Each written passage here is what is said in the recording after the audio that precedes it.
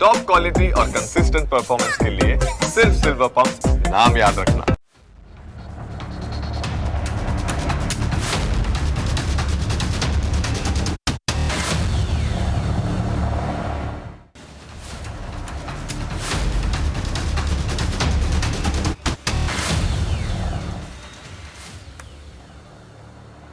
ભારતમાં આજકાલ કેટલાક લોકો એવું કહી રહ્યા છે કે આપણે ત્યાં પણ નેપાળ જેવી ક્રાંતિ થવી જોઈએ, એટલે કે યુવાનો રસ્તા પર ઉતરે, હંગામો થાય અને રાતોરાત દેશની સરકાર બદલાઈ જાય.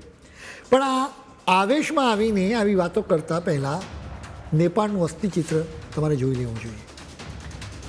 બાલેન્દ્ર એટલે કે બાલેન શાહ 27 માર્ચે તો નેપાળના પીએમ બને. એ સમયે લોકોને લાગતું હતું કે દાયકાઓથી દેશને લૂંટતા જૂના નેતાઓનો ખેલ હવે પૂરો થઈ ગયો. વિદેશી ફંડ પર જલસા કરતા ભ્રષ્ટ રાજકારણી ઉપર બ્રેક વાગશે અને નેપાળ માટે અચ્છે દિન શરૂ થશે. અફસોસની વાત એ છે કે આ આશા પર બહુ જલ્દી પાણી ફરી વળ્યું છે. બાલેન શાહના શાસનના પહેલા 150 દિવસમાં જ આ તમામ સપના કાચની જેમ તૂટી ગયા.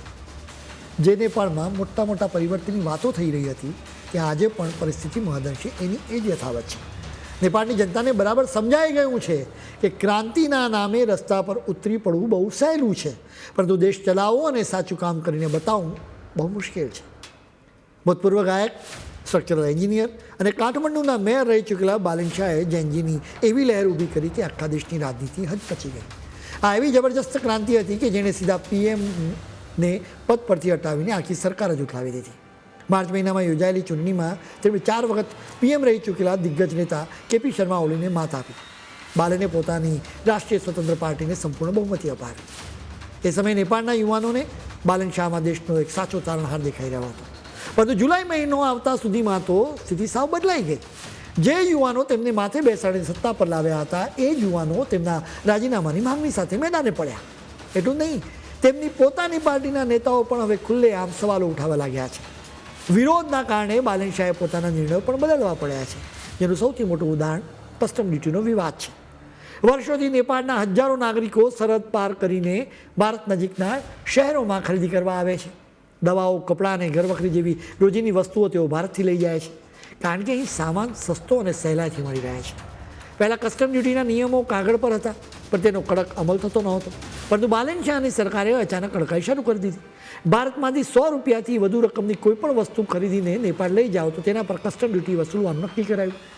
આ નિર્ણયથી સામાન્ય નેપાળીઓના ખિસ્સા પર સીધો બોજો પડ્યો. લોકોનો ગુસ્સો ફાટી નીકળ્યો, વિરોધ પ્રદર્શનો થયા અને આખરે ઝૂકીને સરકારને પોતાના આદેશ પાછો ખેંચવો પડ્યો. જુલાઈ 2025માં કાઠમંડુમાં બનેલી એક કરુણ ઘટનાએ નેપાળની અંદર ભભૂકેલો આક્રોશ અચાનક રસ્તા પર લાવી દીધો.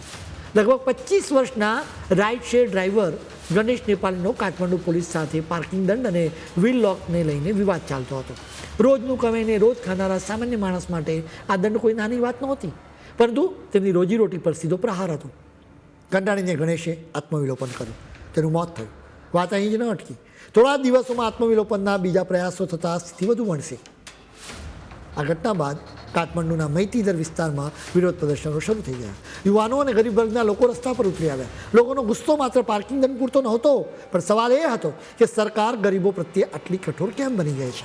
લોકો ફાસિસ્ટ સરકાર જેવા સૂત્રોચ્ચાર કરવા લાગ્યા. સરકારે ડેમેજ કંટ્રોલ કરવા માટે તપાસ સમિતિ બનાવી, અધિકારીઓને સસ્પેન્ડ કર્યા અને વળતર પણ જાહેર કર્યું. બીજી તરફ સરકારે કેટલીક વસાહતોને હટાવવા માટે બુલડોઝર ફેરવવાનું શરૂ કર્યું, કેમ કે આ વસાહતોમાં રહેતા લોકો પાસે કાયદેસરના કાગળો જ નહોતા. સરકાર માટે તો એ શહેરને સુંદર બનાવવાની કવાયત હતી, પણ વર્ષોથી ત્યાં રહેતા પરિવારોની છત છીનવાઈ ગઈ. લોકોને બેઘર કરી દેવાતા જનતામાં ઉગ્ર રોષ વ્યાપી ગયો. લોકોને સમજાઈ ગયું કે માત્ર સરકારો કે રાજકારણીઓ બદલવાથી સામાન્ય માણસનું નસીબ નથી બદલાતું.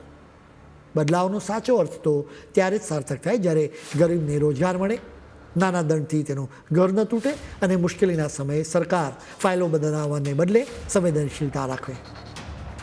નેપાળની આ ઘટના જોયા પછી ભારતમાં લોકોએ પોતાની જાતને સવાલ પૂછવો જોઈએ કે શું આપણે ત્યાં પણ નેપાળવાળી થવી જોઈએ? તમે આ મામલે જરૂર વિચાર કરજો.